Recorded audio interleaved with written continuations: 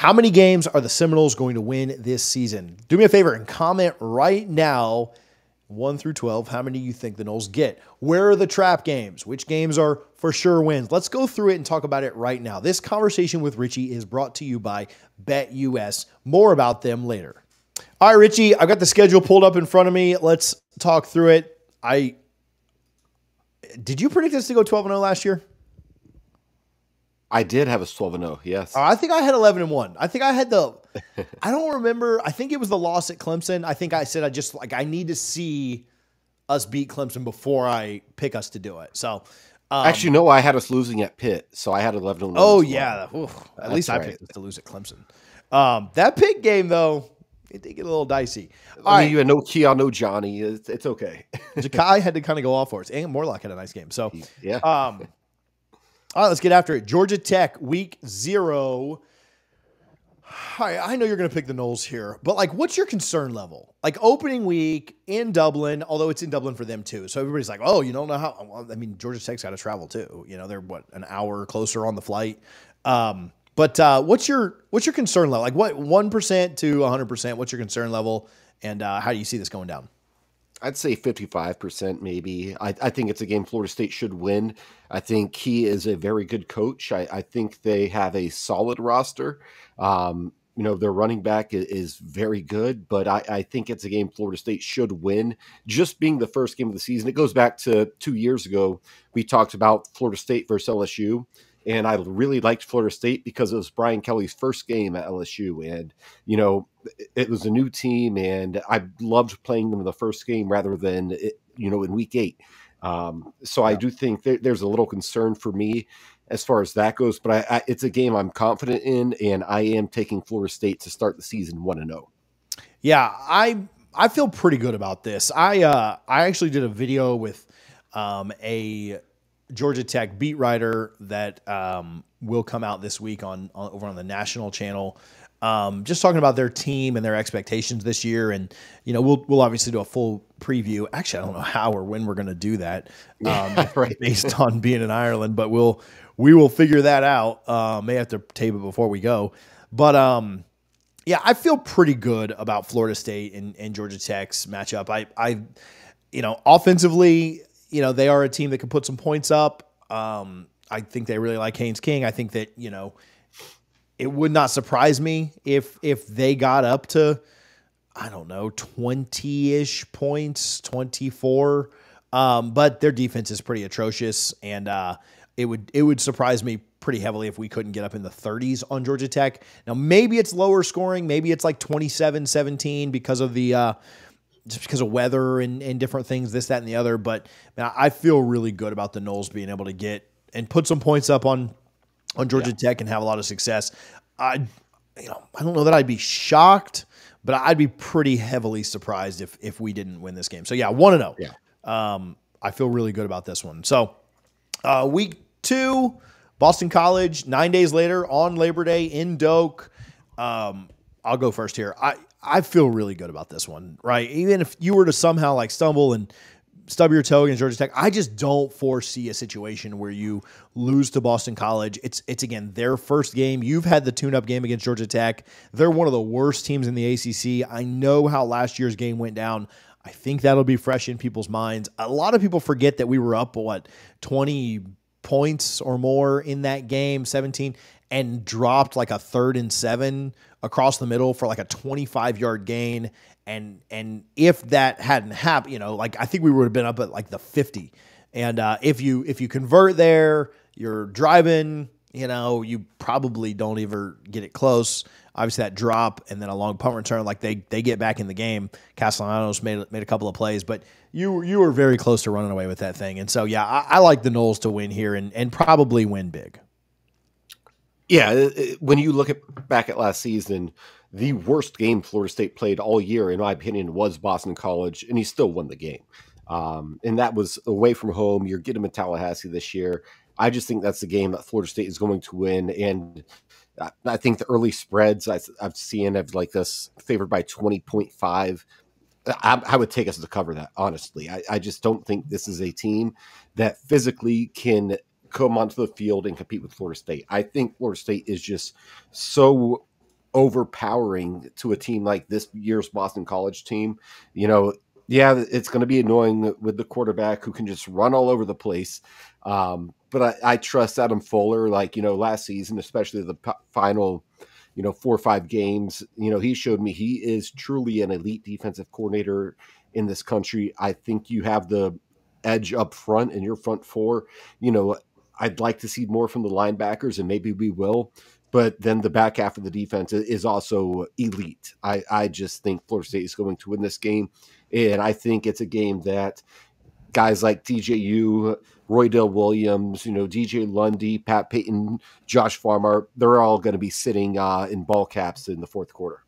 Yeah, I think you run away with it. You get some rest after the travel. All right, we'll get right back to it. But if you're enjoying this video, you probably need to rush over to BetUS right now and lay down an odds bet on Florida State's over-under win total. As you can see right now on BetUS's website, Florida State's win total is at 9.5. Of course, it's kind of funny that in the very same screen recording, you can see UF's at 4.5, which is absolutely hilarious. But as Richie and I continue to talk about these odds and what we expect, maybe now is a good time to go take advantage of the great deal that BetUS has going on right now. 125% deposit match up to $2,000. Yes, you heard that right, up to $2,000, as well as a 200% crypto deposit bonus. Now, I appreciate BetUS for their support, and make sure that you click the link in our description so that you don't miss out on any of the gaming this year. Week 3, Richie, this is one that I think people, thank you guys for the love. I'll talk more about both those things later. This is, okay, so you get the bye week, and then you get Memphis at home. Listen, people have said, like, oh, well, Memphis, you know, this, that, and the other. I get it. And I get what Memphis was when Norvell was there. I understand that they won 10 games last year. I'm not slighting them at all. But am I crazy? I'm not worried about this game at all. Like, I'm just going to say that. I'm just not. I think in the trenches, Florida State's just too much. I don't really foresee this being a massive issue. Now, if you leave a team like Memphis around in the fourth quarter, weird things can happen. I don't think that's the case. I think Florida State runs all over them, and I just don't think they'll be able to match up with the Noles, you know, inside, right? Like the trenches win games, and I think that's what it's going to end up being. So, yeah, I think they win and win going away. Yeah, and I think, you know, I think Mike is laser focused literally every single game, whether it's a Charleston Southern or a Clemson. It doesn't matter to him. But he's going to be laser focused for this game. You know, being his old school, this game was actually scheduled after he took the job at Florida State. So I think, you know, he probably played a role in scheduling this game. Florida State just, again, it's similar to that Boston College game. I just don't think Boston College has the horses to keep up with Florida State.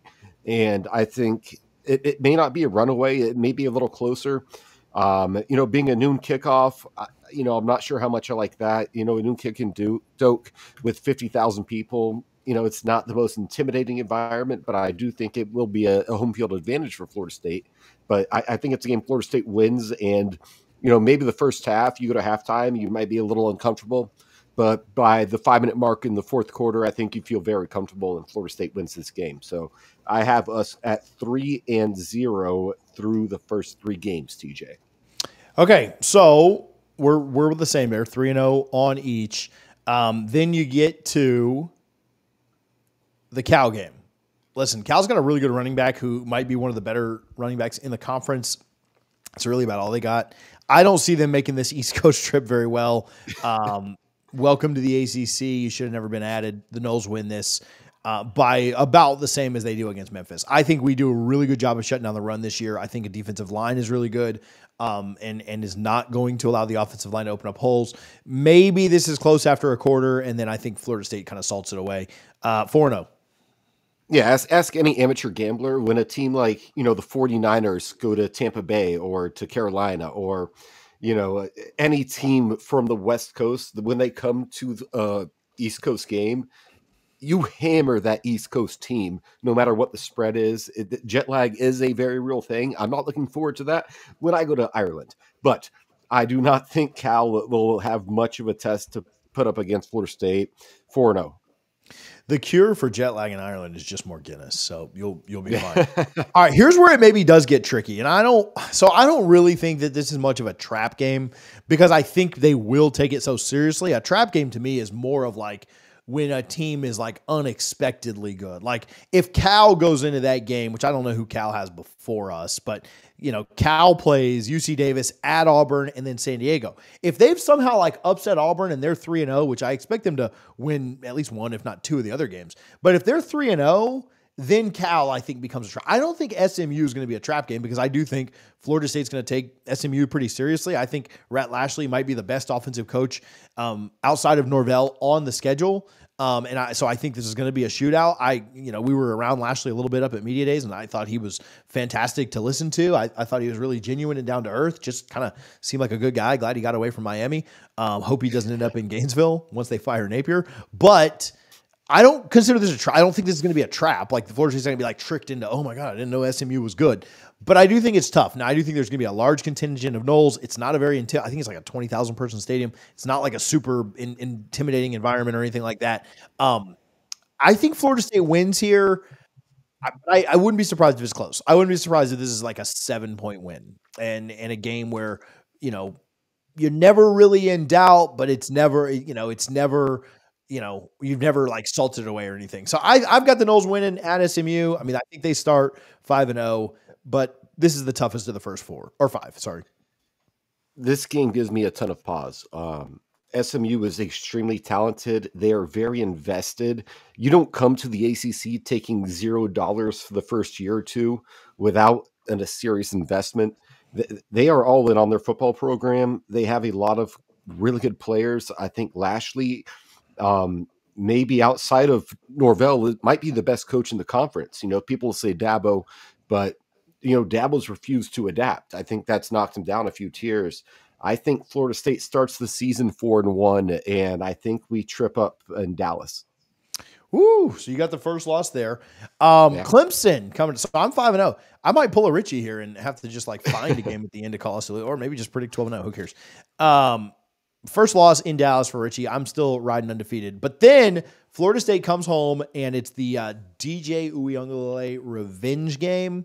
That's what I'm pegging it now. Like, that is the name of the game right now, whether people like it or not. Now I think DJ plays well in this game. I want him to. When I asked Pat about the game that he wanted to go off in the most, like, could you want to go off against Florida, Miami, who, Clemson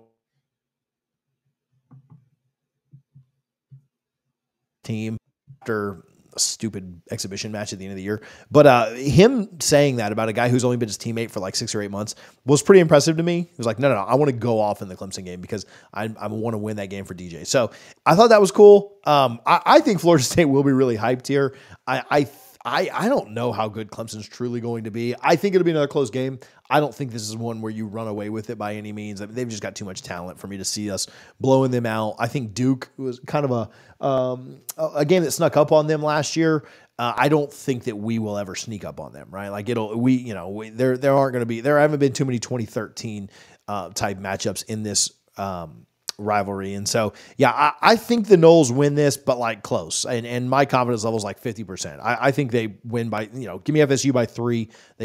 Just because it's the DJU game. I think Clemson, this could be their 3rd loss. Again, I just don't know how good they're going to be, but yeah, give me FSU against Clemson and they get to 6-0. Yeah, to me, you hope it's a game where DJ Uiagalelei does not try to push too much, like be too invested in the game, just because of what it is playing his former team. But I do like Florida State. Again, the stadium situation, it kind of sucks this year, especially for the fan experience. So it won't be the true atmosphere if we had 75,000 rabid Florida State fans that have been drinking since 8 a.m. till 8 p.m. We're not going to have that this year. I do think it'll be a 3:30 or 8 p.m. game. But I like Florida State here. I'm just not a believer in Cade Klubnik. I think he's talented, but he's yet to show us some actual results on the field, and I just can't buy into that yet. So I have Florida State going to 5-1 here. Bye week, and then at Duke. I actually like the Manny hire there at Duke. I'm excited for them. Miami has to go. Manny and Duke have to go to Miami this year. That'll be a fun one to kind of watch from a distance. But I'm not ready. I think they could be okay. We did our ACC team rankings or tier rankings a couple of weeks ago, and I kind of have Duke in the bottom half ish, right around middle of the pack. Even in Duke, not that Wallace Wade Stadium is an incredibly intimidating place to play. Even at Duke, though, I'm not super worried about this. I think Florida State wins and probably wins pretty comfortably. So 7-0.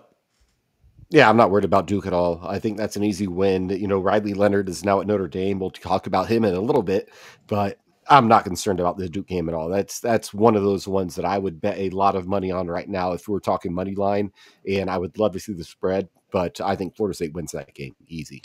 So this might be one of the bigger games of the year, like it is every year, I guess. But this year feels like it could mean a little bit more if this team can finally stop sucking so much. At Miami the next week, at Hard Rock, it's so hard to predict this one this early. I mean, like it is with any game this early in the year. So much can happen between now and late October. But I think it's going to come down to what Cam Ward has looked like through the year. How have Florida State's wide receivers developed? Miami's weakness outside of coaching is certainly their secondary. And so I like our offensive line up against their defensive line. That doesn't really worry me too much. I like the way that Norvell calls offense, and Atkins and them run counter and beat the heck out of Miami. And so I think we'll be able to run the ball. I do think we'll be able to slow Cam Ward, even if he is having a really good year. I think we'll be able to slow them down some, and I don't really worry about that too much. But what does our secondary look like what do our wide receivers look like? Against a secondary that's pretty trash and just not very good. It's the worst in the big three. And Florida's got a bad secondary, but Florida's is miles better to me. And so, if we can take advantage of a bad secondary and we can limit Ward, I think we can win this game. By this point in the year, Miami most years has already quit, and they're already kind of trying to get back to the offseason where they thrive.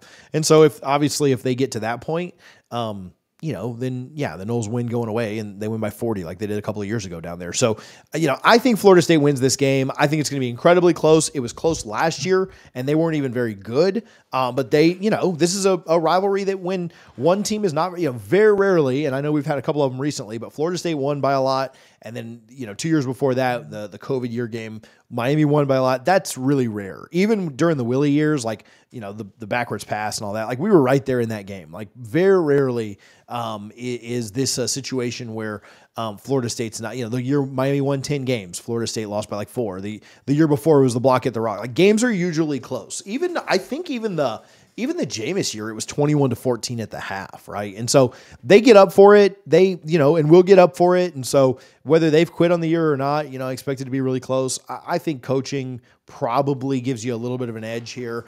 Their secondary being trash probably gives you an edge. I'll go Florida State wins this by a field goal. Yeah, I think Florida State definitely has a coaching edge. I do think Miami has the talent edge when it comes to the roster overall. If Cam Ward does not fumble the football, which he has done a ton in his career, he is a very dangerous quarterback. I just don't like this spot for Florida State. I think it's a situation where we go down there, and if Miami does get some momentum, we all joke about Miami's home field advantage because it is a joke. But with the one time a year is when Florida State comes there, or a random off year when Notre Dame comes there, their crowd does show up and they do show out. I think Florida State loses a close game here and drops their second loss of the season. So Richie's got us losing. Is that 6-2 for you or 7-2? Yes, 6-2. 6-2, I believe. Because there's 4 left. So I'm 8-0. Or I'm sorry. Yeah, 8-0. 4 games left. North Carolina the next week. Win or loss against Miami. You get North Carolina at home. I think they're kind of on the upper half of the second. The couple tiers down. They're about middle of the road in the conference. Mac Brown's never beat Florida State, and this will continue that streak. Florida State 9-0 for me. Agree. Not much to add. I just think Florida State's a superior team playing at Doak. I just, anything could happen in college football, but I have Florida State winning this game, and I have them winning it, somewhat comfortably. Yeah, I could see this being 17-20. I could see us pulling away and it, potentially snowballing from there. It's hard to say like, oh, you're going to win by 34, but I could see us winning by 3-4 scores. Yeah. At Notre Dame, so I won't pick us to go go. 12-0. I think this is the game that, would probably be the most palatable loss of on the schedule. It'd probably be the only loss I think Florida State fans you're never okay with a loss, but if I told you we were going 11-1, which game would you say like, oh, okay, well, let's lose that one and nothing else? Well, it's not going to be any of the rivals, and it's not going to be Clemson. And it's not a conference loss, and it's on the road against probably a top 10 team. So this is, to me, it's the most palatable loss of the year.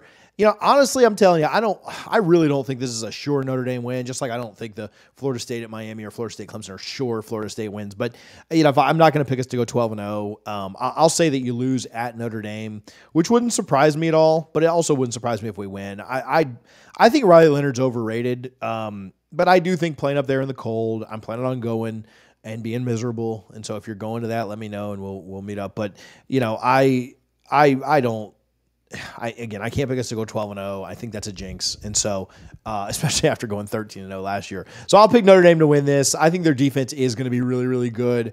I think that could be a kind of a struggle in the cold, low scoring game. Do the wide receivers kind of let you down in some cold weather? I don't know, but Notre Dame wins this one. We get to my first loss. So 9-1. We disagree again, TJ. Florida State wins in South Bend.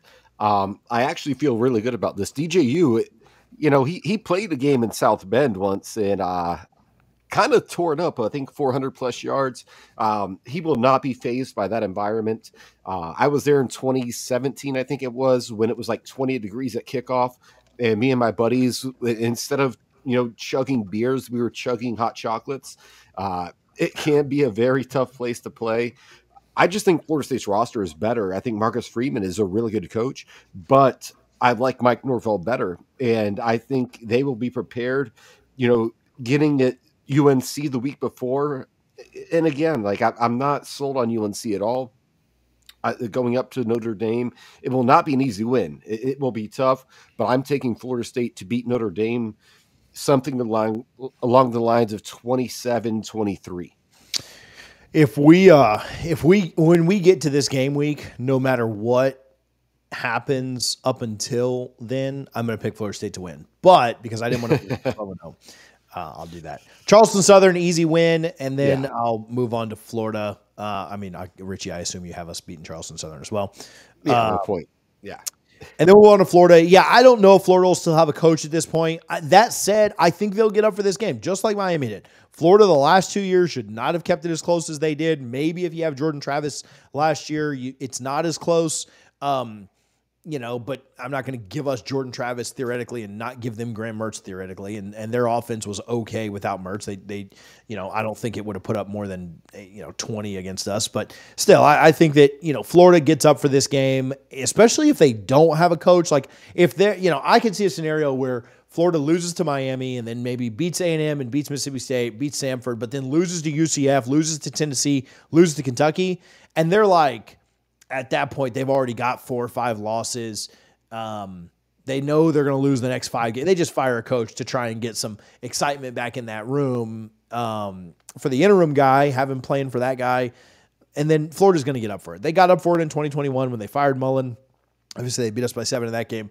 They're going to get up for this game like they have the last couple of years. I'm not sitting here going to tell you that we win by 21, but I wouldn't be surprised at all if we win this one by 14 or more. I think the Noles win this game. I'm honestly not super concerned about it. I think UF will be better this year. I think they'll be better than they were last year. I still think they're a dumpster fire, and being better than you were last year against the tougher schedule is probably going to mean 4 or 5 wins max, and one of those wins is not coming in Doak Campbell Stadium. 11-1 for me. Yeah, knowing that fan base, Zook or not Zook. I'm thinking Zook because that's the game that I'm regretting and hoping it does not happen in Tallahassee this year. But yeah, Napier, he's not going to be the coach in my opinion. That fan base has too high of expectations, which is fair. But honestly, if they're smart, they should give him another year or two. He's a good coach in my opinion. He's not that bad. And who are you going to get that's better?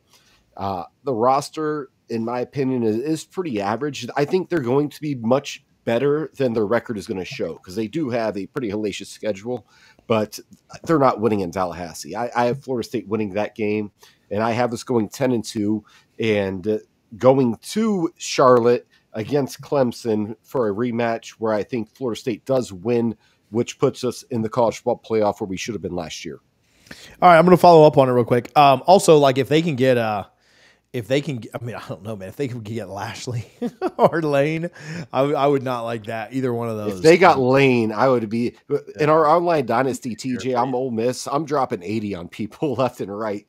I don't need Lane coming to Gainesville. That would be a disaster. Bro. Harlan, you hear that flex? You hear how he had to slide that in there? Like, what are we doing, bro? Hey, man, I just want you guys to know I'm really good at EA's College Football 25. # Richie. 1-4 TJ. 1-5. Get right. Put some respect on Liberty. Yeah. So okay. So here's a question: So you got Miami losing? I mean, you got us losing 2 ACC games and still getting to Charlotte. No, SMU's not. Oh, that is an ACC game. Oh, shoot. So maybe we don't. I don't know. I may be regretting this, but I might at this point have Florida State not even getting to Charlotte. 10-2 with 2 ACC losses would be tough, especially if one of those was to Miami. Now, if you lost to SMU and Clemson and beat Miami, then I think you'd be in better shape because Miami just has to drop one more game. They probably will. SMU's not going. Clemson's probably going. So you'd probably sneak in that way. But yeah, losing to Miami as your second ACC loss would be tough to get back to Charlotte. I obviously going 8-0 in the conference. I've got us going to Charlotte. Absolutely. And then I think at 11-1, I know what happened last year. Trust me, we did hours of what happened last year. But I think at 11-1, you're in no matter what. I think if you're 11-1, you go to Charlotte. 100%. Yeah. You're not. I don't see a situation where you're getting left out there. I really don't think, and that probably brings up a better conversation that we should have elsewhere, but we can just quickly kind of give a thought. I don't think you should be penalized for going to a conference championship game. If you're 10-2 and you're the number 10 team in the country, say it's Miami, right? As much as I'd love Miami to get screwed in this situation, right? But you're Miami and you're 10-2 and you're playing Clemson, who's 12-0, or us, who's 11-1, whatever. You're playing a team that you're worse than. Like, you're playing a team that you are not as good as. Like, you're ranked behind.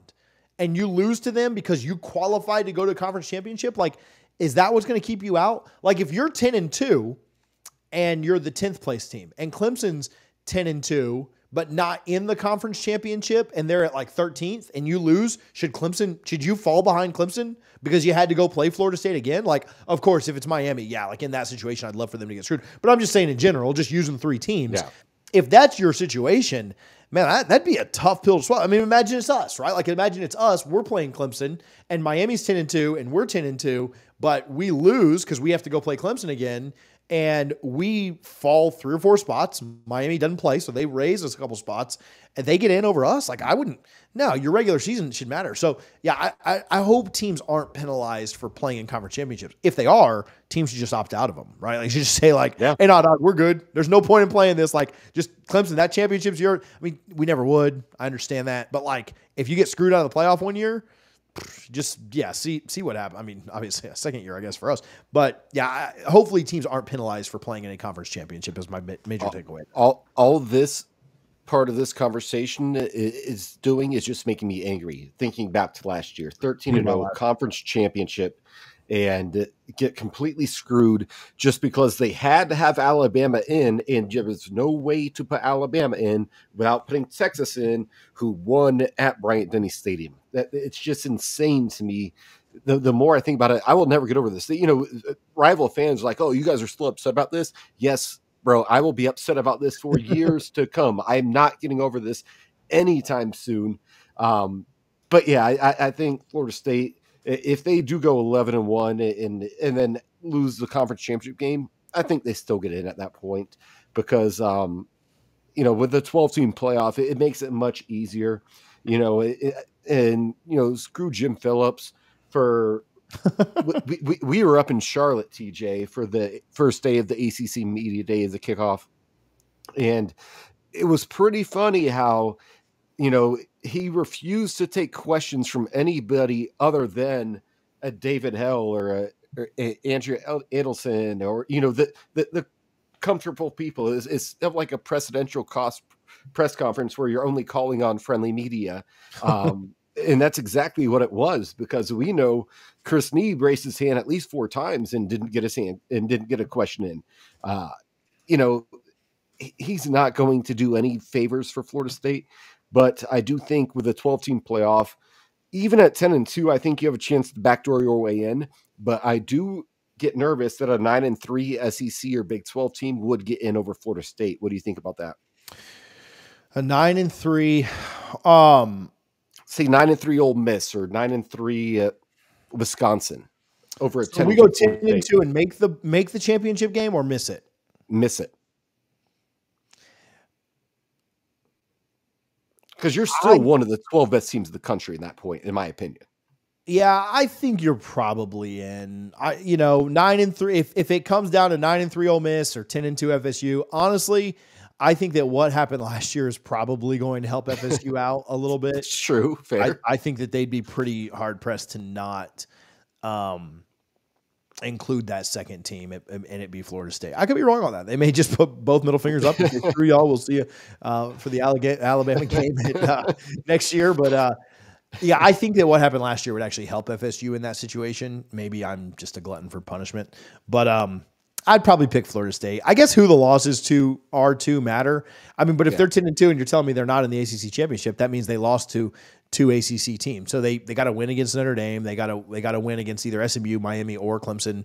Obviously, a win against Florida at the end of the year. They probably beat Georgia Tech to start, which is a national audience. So yeah, I think they were in, but you'd obviously want Notre Dame to be, one of 2 ways. You'd want them to either be really good so they help your strength of schedule, or out of it so that they're not taking up another spot. I think Notre Dame, I think they are the least fortunate when it comes to conference championship games, because obviously they do not have one. And I think at 10-2 Notre Dame, that could have had a chance to play in a conference championship game and win it. I think they are left out probably more likely than Florida State at 10-2. I think if Notre Dame goes 10-2, well, again, their schedule is kind of trash this year, but yeah, we'll see. I mean, it depends on, I guess, who their wins are against. If they beat A&M and they beat us, and they got 2 other losses, I think they're going to get in. I think at 10-2, they're probably going to get in. That's fair. Their logo's big, and so they think about the money that a Notre Dame playoff game would bring in would be pretty massive. So I since that's what it's all kind of about. Yeah, eyeballs would help Florida State. Florida State, against 10-2 Florida State, 9-3 Ole Miss. Both of them play Florida like in the last 3 weeks of the year, and so how did both if we beat Florida by 3 and they beat them by 30. That could be it is a rivalry. You can't just always play the transitive game, but that would be something that isn't great, because it would be so recent. It wouldn't be like Ole Miss played them early in the year, the way Miami plays them first game. So that would be something to consider. Like, maybe we beat Florida by 14 and maybe they just squeaked out a nail biter against them. That certainly would help us. So anyway, I don't know. I'm stressed about trying to think about scenarios right now. Let's just go 11-1 or 12-0 and we won't have to worry about it. So exactly.